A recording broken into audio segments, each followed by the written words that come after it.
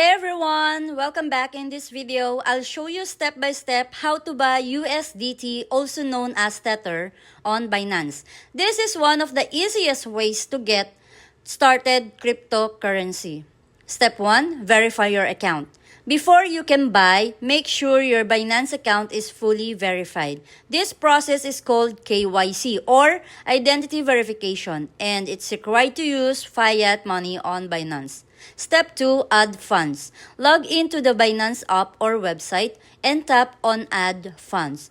Here, you'll see different payment options depending on your country, like bank transfer, credit or debit card, or supported third-party methods. Choose the one that works best for you and deposit your local currency into Binance. Step 3. Buy USDT. Once your funds are available, go back to the home screen and select Buy Crypto or Buy with your currency. From the list, select USDT. Enter the amount you want to purchase. Confirm your payment details and complete the transaction. Step 4. Check your wallet.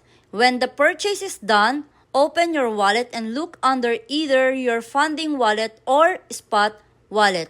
You'll see your USDT balance there, ready to use. Final tip. From here, you can keep your USDT as a stable coin, transfer it to another wallet, or use it to trade another cryptocurrencies on Binance. And that's it. You've just learned how to buy USDT quickly and safely on Binance.